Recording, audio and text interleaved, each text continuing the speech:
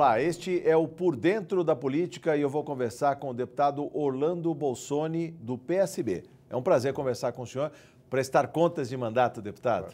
Primeiro é uma honra, eu faço dessa atividade de prestar conta constante na minha região, praticamente todos os finais de semana, mas é uma honra que através da TV Alesp que pode levar as nossas atividades para todo o estado de São Paulo. O deputado Orlando Bolsoni, no mês de outubro, participou, ele que é titular da Comissão de Finanças, Orçamento e Planejamento, participou das reuniões, das audiências públicas do Orçamento 2018 e presidiu em sua cidade, São José do Rio Preto, aquela audiência.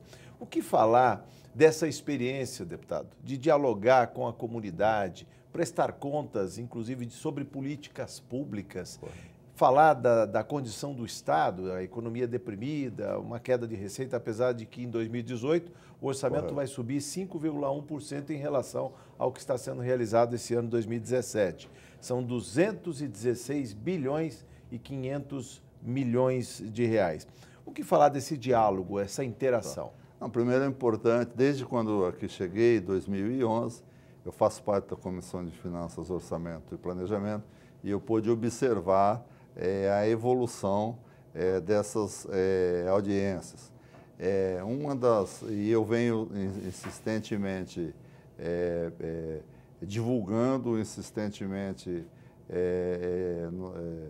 orientando de que cada vez mais o orçamento ele caminha para ser uma região, as chamadas audiências do orçamento, para ser na realidade, uma grande audiência sobre o planejamento do Estado de São Paulo. Uma ferramenta de planejamento. Ferramenta de planejamento, total. O que acontece? A população, e no caso lá de São José do Rio Preto, eu acompanhei São José do Rio Preto, Catanduva, Barretos, que são cidades que eu atuo diretamente, aqui em São Paulo.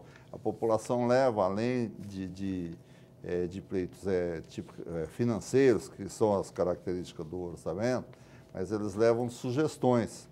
E eu tenho por hábito sempre lembrar que das audiências, das audiências onde se debate o orçamento, que daí surgem políticas públicas. E eu tenho, por exemplo, um dos exemplos que podemos dar é o programa Recomeço, que já em 2011 a população sugeria, as lideranças locais sugeriam e informavam da ausência, tanto do governo do Estado quanto do governo federal, de uma política voltada para o combate às drogas, no sentido de dar um apoio ao dependente químico para que pudesse sair dessa situação. E daí surgiu o programa Recomeço, que hoje atende 3 mil pessoas diretamente. E só na sua região? Na minha região, perto de 400 pessoas, mas indiretamente, através dos CRAS, aí excede, aí são milhares de pessoas em todo o estado, porque a partir do momento, o cartão Recomeço, ele é o período de internação. Sim. Mas depois há um acompanhamento através dos CAPs, os Centros de Apoio Psicossocial. Então, há todo um atendimento. Então, se montou uma política aqui, através da da Frente Parlamentar de Combate ao Crack e as outras drogas, que hoje é presidida pelo estimado amigo Jogeato. Nós levamos sugestões também ao governo federal, que criou um modelo. Sim. Aí a Prefeitura de São Paulo também criou o seu programa. As prefeituras maiores no interior do estado criaram programas, tem situações exitosas de um dos maiores desafios. A querida secretária, que foi secretária da Justiça, Heloísa Arruda, tinha o hábito de falar que esse era o maior desafio, exatamente de tirar essa população, contribuir para tirar a população em situação de rua e para combater o crack no sentido de política de segurança, mas também de proteger e procurar dar condições do dependente químico se recuperar. Então, esse é um exemplo típico. Além das políticas relativas à logística do Estado. diversos locais, para pegar a região noroeste, a Euclides da Cunha, Feliciano Salles Cunha, Assis Chateaubriand, como você pôde observar, que liga São José do Rio Preto, passando por Olímpia, Barretos até o estado de Minas Gerais. Então foram também surgindo sugestões que se transformaram em projetos e políticas públicas. Então, esses programas, e um dos desafios que nós trazemos agora é a retomada, por exemplo, do programa dos vicinais, que ele está suspenso. Ele foi feito no passado com recursos internacionais aprovados por essa Assembleia, e nós temos que buscar, que ainda falta há pequenas manchas ainda no estado de São Paulo, onde há a possibilidade de completar com estradas vicinais que hoje estão em terra, embora a maioria seja muito bem conservada pela CODASP através do programa Melhor Caminho. Deputado, o que falar também do périplo do funcionalismo público a essas audiências? Eu retomo aqui a que aconteceu em São José do Rio Preto, quando até o presidente da Câmara, o vereador Jean Charles, falou da falta de reajuste de salário dos servidores da segurança pública. Mas é um fato que se repete, por exemplo, na educação, na saúde. Nós sabemos que a economia, o país, ele passa por um tempo difícil. Os recursos do Estado, eles são originários dos tributos, impostos, né? Que, por sua vez, os tributos, eles são originários da atividade econômica, e houve uma queda nos últimos 3 anos de 8% na atividade econômica, com consequência direta na arrecadação. Isso impossibilitou e está impossibilitando o Estado de oferecer aumento a todas as categorias, militares, professores universitários, os professores também da rede pública. Então, esse é um grande desafio que nós acreditamos que pode ser superado, né? Que agora, com o crescimento da economia, que se espera para 2018 de 2,5% do PIB, então esse crescimento orçamentário de 5,1%, que vai possibilitar começar a repor os diversos aumentos que não foram concedidos no passado. Deputado, só para ilustrar para o nosso telespectador, são 216,5 bilhões para 2018. Desta receita, 133,8 bilhões vem do ICMS, 14,9 bilhões do IPVA.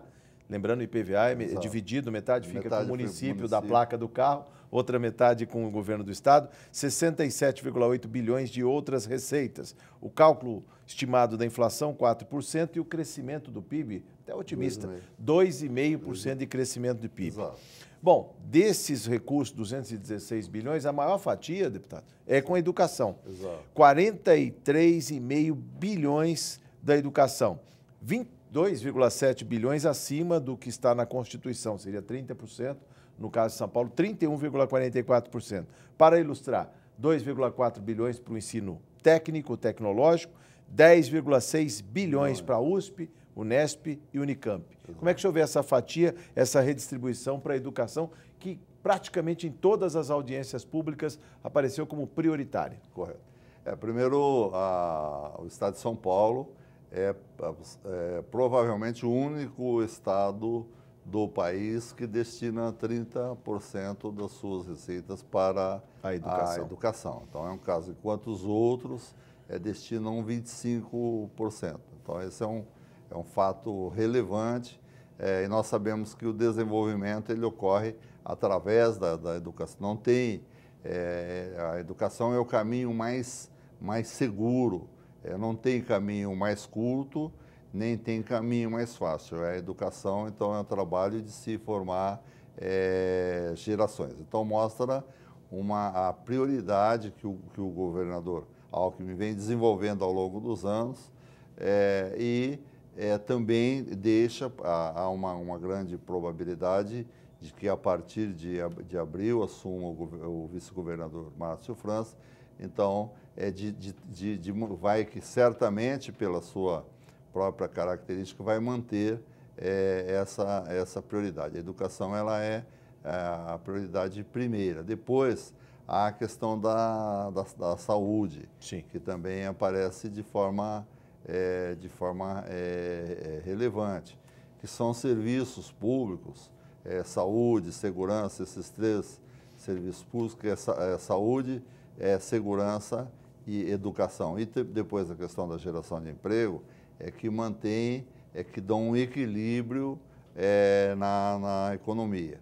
Então, o grande desafio é nós retomarmos o crescimento, que me parece que os indicadores, o planejamento do Estado para o ano de 2018 já indica que nós vamos trabalhar com esse crescimento e aí poder repor essas eventuais dívidas do passado, quando eu falo com relação ao funcionalismo. Ao reajuste do funcionalismo. Ao reajuste do funcionalismo e possibilitar também a economia crescendo, vai ter mais recurso para todos os setores. O senhor falou em saúde, só para registro do nosso telespectador, saúde é a segunda chancela, a segunda fatia desse orçamento, com 22 bilhões, sendo 12 para atenção médica, ambulatorial e hospitalar, 1,7 bilhão para compra de medicamentos, 1,4 bilhão apoio a entidades filantrópicas, outra bandeira também do mandato do deputado Orlando Bolsoni. E a terceira, a segurança pública, 21,3 bilhões, somados à administração penitenciária, outros 4,6 bilhões, não podemos esquecer que São Paulo tem a maior população carcerária do país, 200 mil presos. Ela ficaria em torno, somando a segurança pública mais a administração penitenciária, 26 bi, e aí sim superaria até o gasto com a saúde. Agora, quando se fala da prioridade regional, quando se fala da escolha, deputado, é possível carimbar uma parcela desse orçamento para contemplar a vontade da população que esteve presente lá? Em Rio Preto, eu lembro, educação em primeiro lugar, saúde e segurança pública.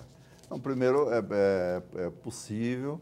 E quando nós fazemos essas audiências, nós sabemos que é difícil, mas que não é impossível. Nós temos que ir com o princípio exatamente de ouvir, de construir essas políticas públicas. Eu faço um trabalho pela minha experiência técnica, o fato de ter sido secretário de Planejamento por quase 20 anos, de ter atuado em órgãos do Estado como gestor. Eu faço em dois órgãos, basicamente CDHU e o Departamento Aeroviário do Estado. Eu faço sempre no sentido de, no período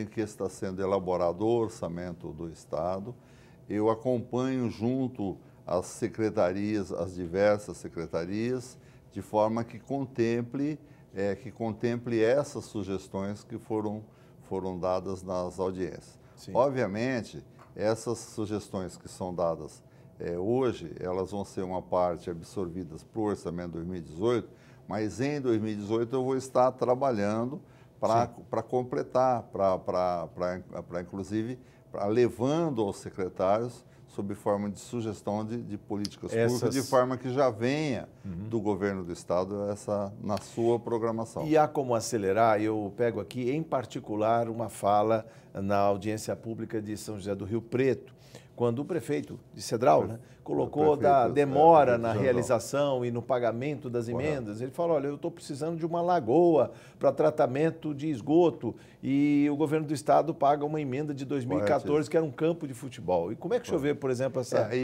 o detalhe assim, a característica das emendas é de que cada deputado possa contemplar a região que ele atua, então tem uma característica de ordem de planejamento territorial e também a outra característica é de forma de você escolher o tema que você mais atua. No meu caso, eu atuo com instituições assistenciais, eu atuo com universidades, eu atuo com a saúde, o HB, as santas casas da minha região, e hospitais filantrópicos, Bezerra de Menezes, Mahatma Gandhi, então eu atuo nesse, então é a forma que faz que atua o deputado. Então, no atrasar o pagamento da emenda, ela fica defasada.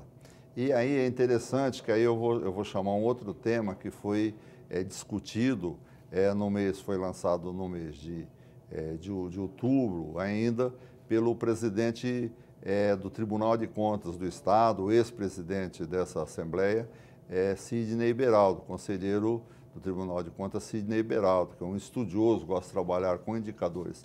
E na avaliação dos 644 municípios, porque eles só não avaliam a capital, né? A cidade de São que Paulo, tem um tribunal próprio. Tem tribunal próprio. O item que que teve a avaliação pior, lamentavelmente, foi exatamente o índice de planejamento.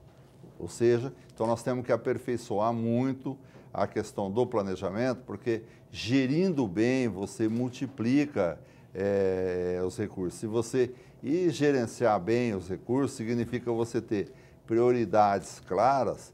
Então você precisa, vou me permitir citar uma frase do Gandhi, do Mahatma Gandhi, que ele fala assim, então é pensar, planejar, praticar, 3 P's. Então você tem que pensar, ou seja, escolha a prioridade, você tem que planejar, colocar aquela prioridade para ela ser executada no tempo certo. Sim. E depois praticar, você que é o que chama gestão de processo, onde você vai trabalhar de forma que aquilo ocorra. Então, eu acho importantíssimo ter essas indicações e importantíssimo que continuemos insistindo da importância do planejamento, em especial nos municípios menores. Eu preciso ilustrar o nosso telespectador Por Dentro da Política. O Tribunal de Contas do Estado de São Paulo, um órgão auxiliar aqui da Assembleia Legislativa, elegeu Santos, né, no litoral, o primeiro lugar no índice de efetividade da gestão municipal.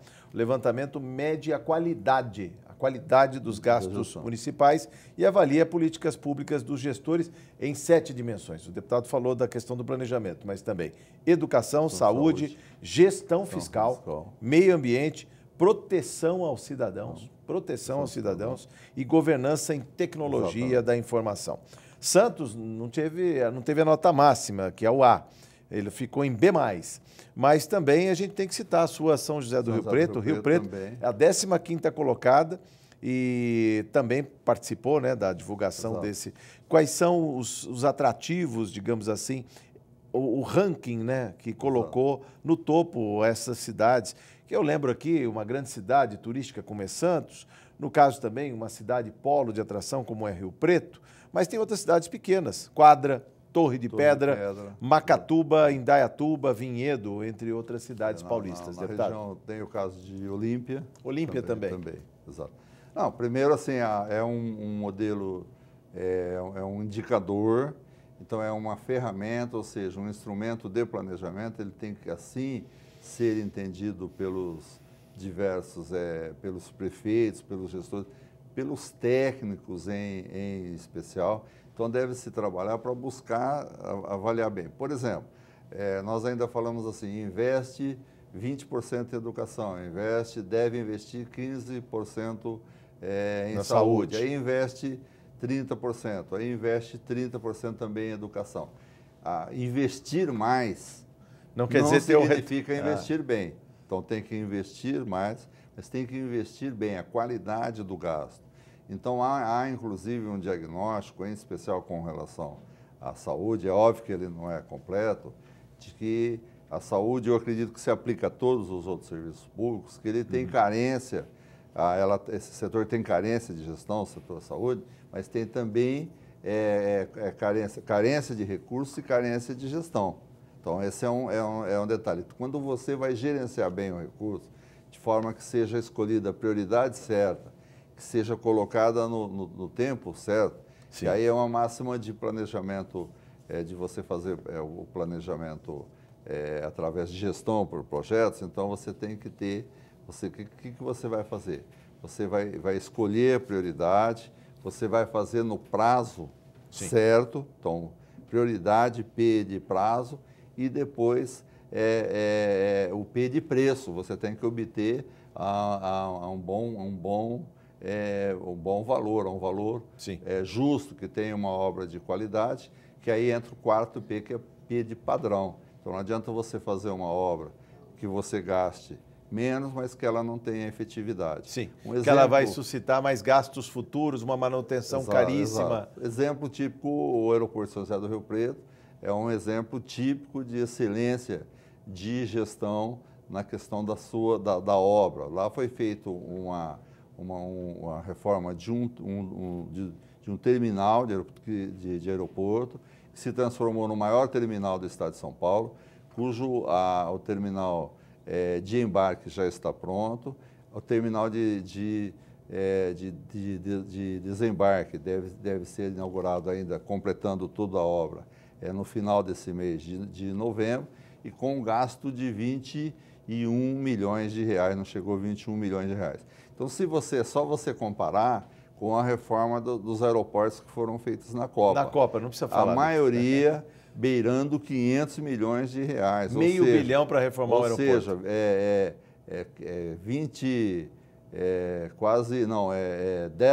10 vezes, quase 15 vezes mais do que se gastou. E lá se transformou no maior aeroporto do estado, do interior do estado, só perdendo o aeroporto de Viracopos. Deputado, nesses 3 minutos que nos restam, eu queria falar também do Índice Paulista de Responsabilidade Social, que também está aí rodando o estado. Correto. O presidente Cauê Macris, ele retomou a apresentação do índice, onde ele está fazendo,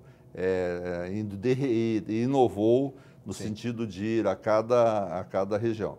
Eu acho importante ressaltar as pessoas que tiveram participação na construção lá no passado. Sim. Foi uma construção do então presidente da Assembleia Legislativa, Vanderlei Macris, depois foi dado sequência e aplicado pelo presidente Sidney Beraldo. E agora o presidente Cauê, ele está inovando, levando ao interior do estado. Então, é uma avaliação onde você discute as regiões. Então, você pega a região noroeste, que é São José do Rio Preto, você pega a região centro, a região de São Carlos, a região de Barretos, que é a região nordeste.